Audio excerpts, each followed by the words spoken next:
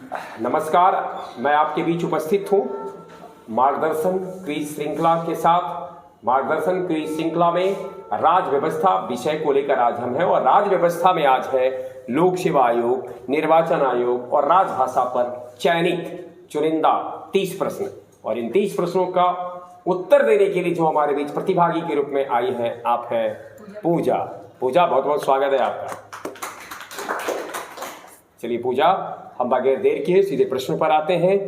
अखिल भारतीय सेवा all India services के सृजन के लिए कानून बनाने का अधिकार किसे है? राज्य विधानमंडल को, लोकसभा को, राज्यसभा को, इनमें से किसी को नहीं? राज्यसभा। राज्यसभा को बिल्कुल सही उत्तर दिया है। अब एक सवाल है आपसे, ऑल इंडिया सर्विसेज के अंतर्गत भारत में कितनी सेवाएं आती है, यानी अखिल भारतीय सेवाएं कितनी है?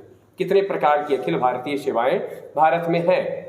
3, 4, 2, इनमें से कोई नहीं? 3 बिल्कुल सही उत्तर है, 3। और हमारे व्यूअर्स के लिए प्रश्न है कि अखिल भारतीय सेवाएं 3 है, वो कौन कौन है? वो ऑल इंडिया सर्विसेज जो 3 है, ये कौन कौन है?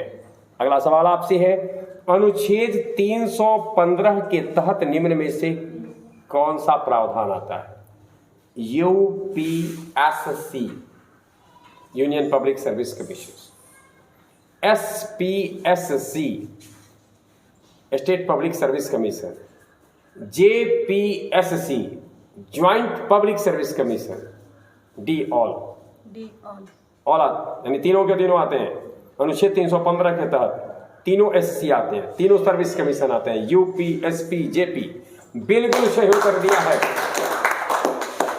यूपीएससी के अध्यक्ष पद के लिए अधिकतम उम्र कितना होता है? 62 साल, 66, 65, 64, 65। बिल्कुल सही उत्तर दिया है, 65। यूपीएससी के सदस्यों की नियुक्ति कौन करता है? यूपीएससी के अध्यक्ष, प्रधानमंत्री, राष्ट्रपति, प्रधानमंत्री और राष्ट्रपति में से कोई भी? राष्ट्रपति करते हैं, कोई ना राष्ट्रपति करेंगे ना। बिल्कुल सही उत्तर है। अगला सवाल है आपसे, एसपीएससी के सदस्यों का कार्यकाल क्या होता है? 8 वर्ष, 5 वर्ष, 6 वर्ष, 10 वर्ष? 6 वर्ष करेक्ट आंसर है, 6 वर्ष होता है। लोक सेवा आयोग के कार्य का उल्लेख संविधान के किस अनुच्छेद में है?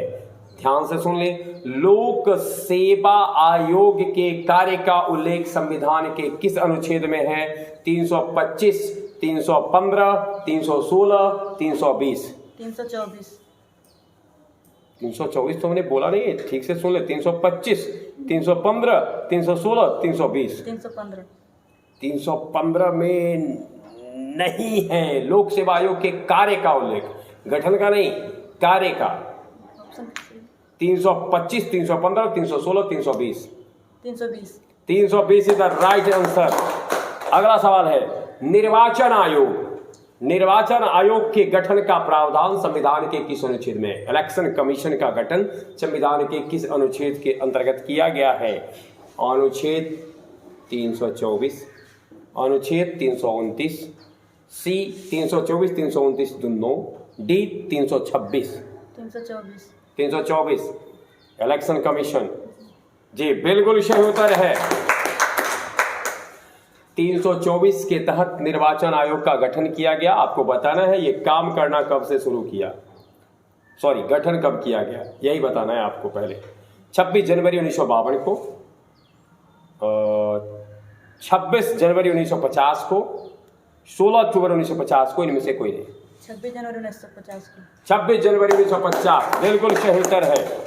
और निर्वाचन आयोग को पहली बार 3 सदस्य वाला, पहले सिंगल था, लेकिन पहली बार इसे 3 सदस्य वाला कब बनाया गया? 16 जनवरी 1989, 16 अक्टूबर 1989, 26 अक्टूबर 1990, इनमें से कोई नहीं? 16 अक्टूबर 1989। 16 अक्टूबर 1989 को निर्वाचन आयोग को 3 सदस्य ही बनाया गया। बिल्कुल सही उत्तर दी है पूजा आपने। 1989 में इससे पहले 61वां संविधान संशोधन आया था और 61वां संविधान संशोधन के द्वारा मत देने की आयु 21 वर्ष से घटाकर 18 वर्ष कर दी गई थी, जिससे कि अचानक मतदाता सूची काफी लंबी हो गई और इस कारण से निर्वाचन आयोग को बहुसदस्यीय किया गया। अगला सवाल है आपसे, निर्वाचन आयोग के गठन का प्रावधान संविधान के किस भाग में है? भाग 16 में, भाग 15 में, भाग 14 में, भाग 17 में? भाग 15 में। भाग 15 में, यानी अनुच्छेद 324 भाग 15 में आता है। जी बिल्कुल सही उत्तर है। मुख्य चुनाव आयुक्त को किस प्रक्रिया द्वारा हटाया जा सकता है? राष्ट्रपति द्वारा, संसदीय महाभियोग प्रक्रिया द्वारा, राष्ट्रपति चाहे तो, या महाभियोग द्वारा? डी इनमें से कोई नहीं। संसदीय महाभियोग द्वारा। यानी मुख्य चुनाव आयुक्त को यदि हम हटाना चाहते हैं तो पूजा बता रही है कि संसदीय महाभियोग लाना पड़ेगा और तब आप उसे हटा सकते हैं। बिल्कुल सही उत्तर दिया है। किस चुनाव आयुक्त को हटाने की सिफारिश मुख्य चुनाव आयुक्त द्वारा राष्ट्रपति से की गई थी? ऐसे बता सकते हैं, बोलिए। नवीन चावला। नवीन चावला के अगेंस्ट में, मतलब ऐसी बातें एक बार हुई थी, यानी मुख्य चुनाव आयुक्त ने नवीन चावला को हटाने की सिफारिश की थी। बिल्कुल सही उत्तर दिया है। और अगला सवाल आपसे है, 2002 में एक परिसीमन आयोग का गठन किया गया था। आपको बताना है उस परिसीमन आयोग के अध्यक्ष कौन थे? कुलदीप सिंह। ऐसे ही बता दिए। चलिए, 2002 के परिसीमन आयोग के अध्यक्ष थे कुलदीप सिंह। बिल्कुल सही उत्तर दिया है। किसका चुनाव आयोग द्वारा नहीं होता है? निम्न में से किसका चुनाव आयोग द्वारा नहीं होगा? ध्यान, एक मिनट विकल्प दे सुन ले। राष्ट्रपति, मुख्यमंत्री, उपराष्ट्रपति, इनमें से कोई नहीं। मुख्यमंत्री का बिल्कुल सही उत्तर दिया है। देखिए, मुख्यमंत्री या प्रधानमंत्री, राज्य के जो मुख्यमंत्री होते हैं और प्रधानमंत्री जो होते हैं वो बहुमत दल के, जो पार्टी बहुमत पाती है उसके सदस्य सब चुनते हैं। हमारा मुख्यमंत्री कौन होगा? वो बहुमत दल की बैठक जो होती है उस बैठक में ये निश्चित होता है। और ऐसे में अगर हम विकल्प में मुख्यमंत्री न बोले होते तो इसका ध्यान हमें रखना है। राष्ट्रपति निर्वाचन आयोग द्वारा चुनाव द्वारा होता है, लेकिन मुख्यमंत्री को जीते हुए बहुमत दल के जो लोग सब बैठते हैं उनके द्वारा मुख्यमंत्री का चुनाव होता है। लोकसभा का गठन अब तक कितनी बार हुआ है? 15 बार, 16 बार, 17 बार, 19 बार? 17 बार। बिल्कुल सही उत्तर दिया है। अगला सवाल आपसे है, किस राजनीतिक दल का चुनाव चिन्ह घड़ी है? ऑप्शन ध्यान से सुन लें। किस राजनीतिक दल का चुनाव चिन्ह घड़ी है? ऑप्शन है Bahujan Samajwadi party, communist party of India, communist party Marxwadi और राष्ट्रवादी कांग्रेस पार्टी यानी NCP, nationalist Congress party, Rashtrawadi Congress party का चुनाव चिन्ह घड़ी है। बिल्कुल सही उत्तर है। हम अपने श्रोताओं के लिए, यानी हम अपने व्यूअर्स के लिए क्वेश्चन पूछते हैं कि एनसीपी का गठन किसने किया था? यानी भारत का जो राष्ट्रवादी कांग्रेस पार्टी है इसके गठनकर्ता कौन है? अगला सवाल आपसे है, निम्न में कौन एक राष्ट्रीय दल नहीं है? Congress, BJP, NCP, RJD? RJD correct answer है। राजभाषा से संबंधित अनुच्छेद निम्न में से कौन है? राजभाषा से संबंधित अनुच्छेद निम्न में से कौन है? 343 से 350, 343 से 352, 343 से 353, 343 से 351? 343 से 351। 343 से 351 राजभाषा से संबंधित अनुच्छेद है, सही उत्तर है। और अगले एक सवाल जो दूसरा है इसी से जुड़ा है, राजभाषा का संबंध संविधान के किस भाग से है? बोलिए। 8वें। संविधान के किस भाग से है? राजभाषा का संबंध संविधान के किस भाग से है? ऑप्शन दे। 18, 16, 17, 8 गलत, 17। राजभाषा का संबंध है संविधान के भाग 17 से। अगला सवाल आपसे है, किस अनुच्छेद के तहत राष्ट्रपति राजभाषा आयोग का गठन कर सकता है? राजभाषा आयोग का गठन राष्ट्रपति के द्वारा होता है। संविधान के किस अनुच्छेद के द्वारा यह अधिकार राष्ट्रपति जी को दिया गया है? अनुच्छेद 344, अनुच्छेद 343, अनुच्छेद 345, अनुच्छेद 346? 344। अनुच्छेद 344 करेक्ट उत्तर है। राजभाषा आयोग का गठन पहली बार किस वर्ष हुआ था?